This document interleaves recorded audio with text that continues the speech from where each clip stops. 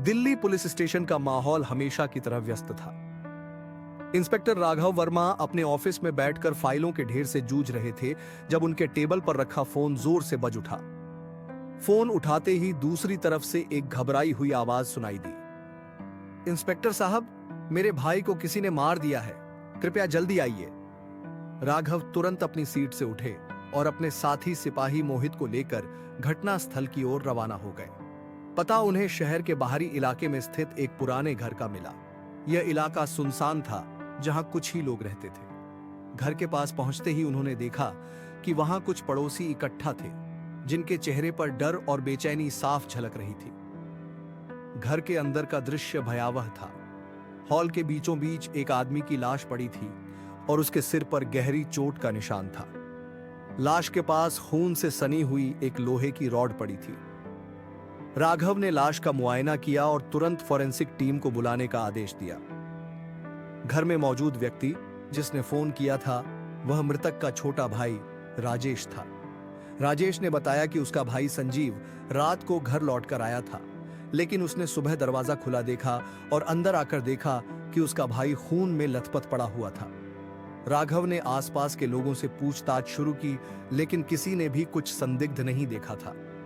कोई भी यह नहीं बता पाया कि संजीव की हत्या किसने की और क्यों की। फॉरेंसिक टीम पहुंची और सबूतों को इकट्ठा करने लगी। राघव ने राजेश से संजीव के बारे में और जानकारी मांगी। राजेश ने बताया कि संजीव एक शांत और मिलनसार इंसान था, जो अपने काम से काम रखता था।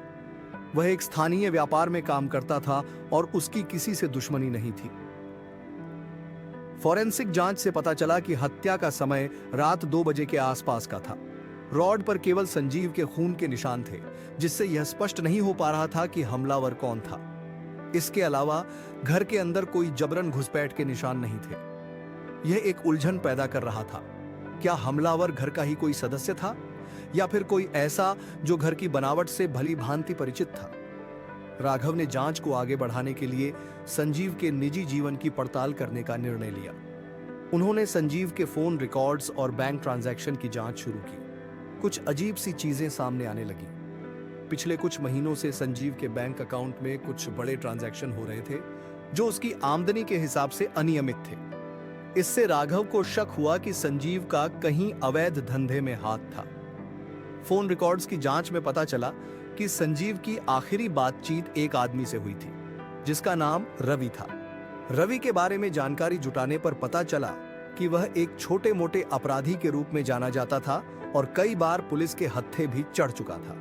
राघव ने तुरंत रवि को हिरासत में लेने का आदेश दिया। रवि को पकड़कर थाने लाया गया। पूछताछ के दौरान रवि ने शुरुआत में तो कुछ भी बताने से इनकार कर दिया, लेकिन जब राघव ने कड़ाई से पूछताछ की तो रवि टूट गया। उसने बताया कि संजीव उसके साथ एक अवैध व्यापार में शामिल था। वे लोग नकली नोटों का धंधा कर रहे थे और संजीव के जरिए यह कारोबार दिल्ली के बाहर भी फैल रहा था। लेकिन कुछ दिनों से संजीव इस काम से बाहर निकलने की कोशिश कर रहा था, क्योंकि वह अब इस जिंदगी से थक चुका था और अपनी सच्चाई के साथ जीना चाहता था। रवि ने आगे बताया कि संजीव को यह एहसास हो गया था कि वह गलत रास्ते पर चल रहा है और इसलिए उसने रवि से बात की थी कि वह इस धंधे से बाहर निकलना चाहता है। लेकिन रवि ने उसे ऐसा करने से मना किया, क्योंकि इससे उनके गिरोह का बड़ा नुकसान हो सकता था। संजीव ने फिर भी अपने फैसले पर अडिग रहने की बात कही, जिससे रवि नाराज हो गया था। लेकिन रवि ने यह भी बताया कि उसने संजीव को मारने का कोई इरादा नहीं किया था। उसने केवल उसे डराने की कोशिश की थी, ताकि वह अपने फैसले पर फिर से सोच सके। राघव ने इस बयान को संदेह की नजर से देखा। रवि का रुख और उसकी आंखों में छिपी हुई बेचैनी कुछ और ही कहानी बयान कर रही थी। राघव ने मामले की तह तक जाने का फैसला किया। उन्होंने संजीव के परिवार और उसके करीबी दोस्तों से भी पूछताछ की। इस दौरान एक नया नाम सामने आया, रवि का एक और साथी सुरेश। सुरेश के बारे में ज्यादा जानकारी नहीं थी, लेकिन यह स्पष्ट था कि वह रवि के साथ ही इस धंधे में शामिल था। राघव ने सुरेश का पीछा करना शुरू किया। सुरेश काफी चालाक था और उसने कई बार पुलिस को चकमा देने की कोशिश की, लेकिन राघव के अनुभव और धैर्य के आगे उसकी कोई चाल काम नहीं आई। अंततः सुरेश को भी गिरफ्तार कर लिया गया। सुरेश से पूछताछ में चौंकाने वाली सच्चाई सामने आई। सुरेश ने खुलासा किया कि रवि ने संजीव की हत्या करने की योजना बनाई थी। उसने सुरेश को भी इसमें शामिल किया क्योंकि रवि को संजीव पर भरोसा नहीं था कि वह पुलिस के सामने उनकी पोल नहीं खोलेगा। सुरेश ने यह भी बताया कि घटना वाली रात वे दोनों संजीव के घर में घुसे थे। पहले उन्होंने संजीव से बात करने की कोशिश की, लेकिन जब उसने उनकी बात नहीं मानी तो रवि ने गुस्से में आकर उस पर रॉड से वार कर दिया। सुरेश ने बताया कि यह वार इतना जोरदार था कि संजीव की मौके पर ही मौत हो गई। यह सुनकर राघव ने रवि को दोबारा पूछताछ के लिए बुलाया। जब राघव ने उसे सुरेश के बयान के बारे में बताया तो रवि ने सच बोलने के अलावा कोई चारा नहीं देखा। उसने स्वीकार किया कि उसने ही संजीव की हत्या की थी।